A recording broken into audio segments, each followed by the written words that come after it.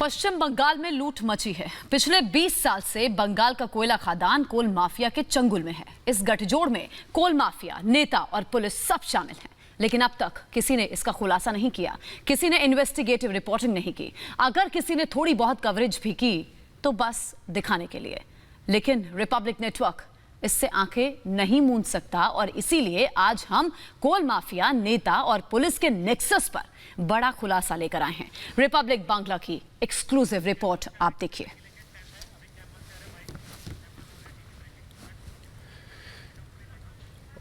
तो पश्चिम बंगाल में कोल स्कैम पर बड़ा खुलासा, जहां कोयला खदान से हजारों करोड़ की लूट हुई है। और देखिए रिपब्लिक बांग्ला की एक्सक्लूसिव रिपोर्ट है जो कैमरे में कैद है। बंगाल का कोल माफिया और स्कैम से जुड़े हर सच का खुलासा रिपब्लिक मीडिया नेटवर्क पर।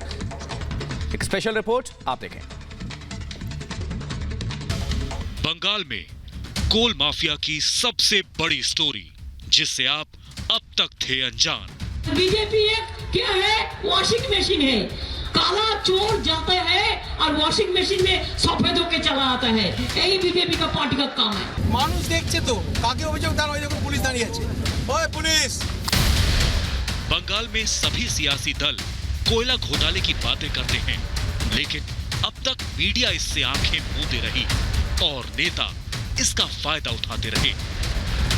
2011 থেকে 16 পর্যন্ত এই সময় অবৈধ কয়লা রাজ কিন্তু সরকার হাতে নিয়েছে এবং আমরা দেখতে পেলাম 2016 পর থেকে ঠিক বামফ্রন্টের কায়দাতেই প্রকাশ্যে কিন্তু রাষ্ট্রীয় সম্পত্তির লুট চুরি হতে শুরু করে, যার নাম এখন চারিদিকে ছড়িয়ে বেড়াচ্ছে।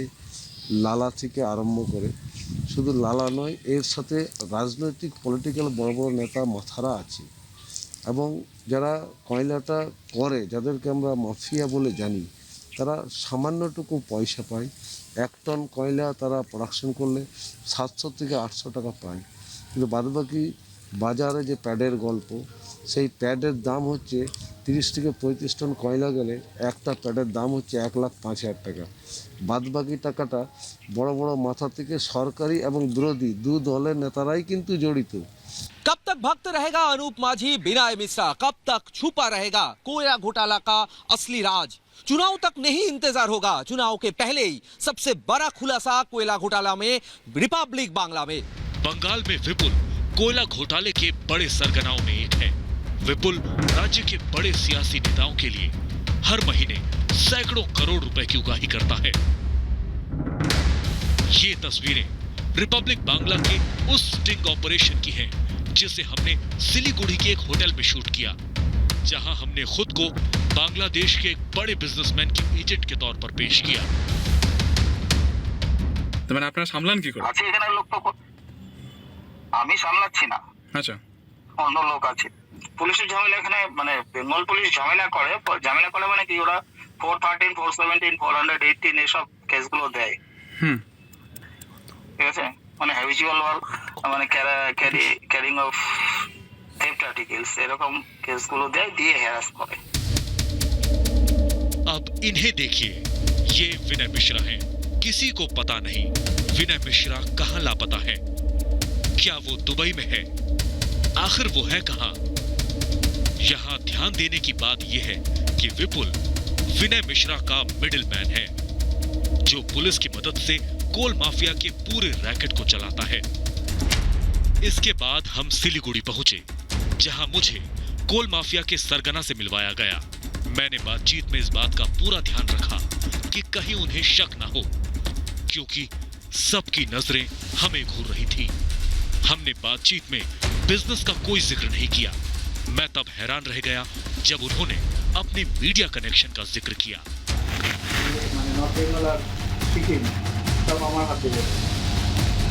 যত এনবিএ প্রবর্তী জেলা সাংবাদিকদের ড্রিম থাকে যে ক্যালকাটা প্রেস ক্লাবে বসে ড্রিঙ্ক করবে, থাকে তো। আমি কিন্তু সাংবাদিক নয়, but I can go there and enjoy. अगले दिन विपुल बिजनेस बातचीत के लिए तैयार था। आप स्टिंग के इस हिस्से को सुनिए। 3 चीजें बिल्कुल साफ हो जाएंगी। पहला, कोई ना कोई सुपर माफिया है, जिसे ये लोग दादा कहते हैं। दूसरा, स्थानीय पुलिस भी मिली हुई है। कोल माफिया और पशु तस्करों के बीच साठगांठ है। দেখো আমি যতক্ষণ না আমি দাদার সঙ্গে বসছি আমি ততক্ষণ কোনো ভেরিফিকেশন ফাইনালাইজ করতে পারবো না। ওনাকে কত দিতে হবে? দাদা যা বলবে যে এখানে এরকম দাও না আছে, আমার দাদা আছে, আমার দাদা টাকা বা তুমি চেপে যাচ্ছ আমার কাছ থেকে, ভালো কথা না। সেটা তো তার কথা বলে লাভ নেই। সে বললেও তুমি তাকে মানে পৌঁছাবে না। আমার পৌঁছানোর দরকার নেই, কিন্তু আমি যখন ট্রান্সপারেন্সি তোমার সাথে কথা বলছি আমি এক্সপেক্ট করি না আমাকে চাইছো না। আমি তো কালকেও বলেছি যে আমার উপর আর একজন আছে। তুমি আমাকে নামটা ক্লিয়ার করলে না, আমি কিন্তু আমি নামটা ক্লিয়ার করার দরকার কি আছে? তোমার তো কাজ নিয়ে কথা, যখন হবে আমি বসাবো তখন বুঝে যাবে। তার সাথে তুমি বসাবে। হ্যাঁ, তো তার সঙ্গে আমার সবানো কি আছে? এইবার ওখানে ও যে পেয়ে এই থেকে তো 30-35 হাজার টাকা কেটে বেচে হচ্ছে 2.5 লাখ টাকা করে। যে আমাকে জিজ্ঞেস বাংলাদেশে ইয়েস, এখানে কত করে নেয়? 30-35-50 লাখ হাজার হাজার, আর ওখানে দেখবি 2.5 লাখ টাকা ইন্ডিয়ান টাকাতে 2.5 লাখ টাকা ইন্ডিয়ান কারেন্সি করে। ইন্ডিয়ান কারেন্সিতে 2.5 লাখ টাকা পার পেয়ার বুঝি। তোমার সাথে কখনো এরা বলে ইন্টারাকশন হয়নি? হ্যাঁ আচ্ছা, আমি ওকে চিনি, আমি তাই বিশ্বাস করছি। আমি আসাদুল্লাহ বিশ্বাস করছি। আসাদুল্লাহ বিশ্বাসটা আসাদুল্লাহ বিশ্বাস শুনে দেখো দাদাকে, ওরা ধরবে। আসাদুল্লাহ বিশ্বাস হচ্ছে তোমার খালিয়া চোখের হচ্ছে যত ইয়ে হয় কি বলে ওপিয়াম চাষ হয় মালদা ডিস্ট্রিক্টে, সব ফিনান্স করে আসাদুল্লাহ। ওপিয়ামটা মানে আপিম আচ্ছা টেক কারেন্সি, এটা ওয়েল নোন, সবাই পুলিশ ডিপার্টমেন্টে সবাই জানে, ঠিক আছে? তো আসাদুল্লাহ বিশ্বাস কিছুদিন আগে ভিতরে চলছে, ঠিক আছে? ঠিক আছে।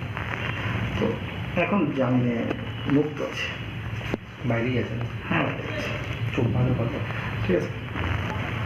তো এবার জামিন করতে গেলে তো এলেভেলের লোক জামিন করতে পারে না। তোমার দরকার, তুমি যেখানে হাইকোর্টে জামিন করাবে এখানে আমার সঙ্গে নিশ্চয়ই কারো কিছু আছে যার মাধ্যমে আমি জামিনগুলো করাতে পারি, করানোর চেষ্টা করি। এটা আমার সেই কোন কোর্টে? এটা কোন কোর্টের মধ্যে পড়ছে আসাদুল্লাহ? এটা ওকে করেছিল হচ্ছে মেট্রোপলিটন কোর্টে করেছিল, তারপর হাইকোর্টে ব্যাংশন। তুমি জামিনটা করালে কোথা থেকে? আমরা হাইকোর্ট থেকে করেছি। হাইকোর্টে তো এই জন্য আমি চিনি, আমার সঙ্গে কোনো বিজনেস রিলেশন নয়, আমার লিগাল রিলেশন আছে। যেহেতু তোমার সঙ্গে লিগাল রিলেশন দিয়ে কথা বলে বলো, বিনয় মিশ্রা লিগাল রিলেশন, আমার অন্য কোনো রিলেশন। अब तक रिपब्लिक बांग्ला की टीम उन सारे जिलों में फैल चुकी थी जहां कोल माफिया बेरोक-टोक ऑपरेट करते हैं। इस बीच विपुल को लगा कि अब बड़ी डील होने वाली है, जिसके बाद वो हमें तस्करी से जुड़ी बड़ी जानकारी देने लगा। এটার জন্য ওইটার জন্য একদম চার্জেসটা ধরা আছে। তুমি ভালো করে শুনে নাও, তোমাকে তো রিপোর্ট করতে হবে। এবার আপনি যতদূর বলো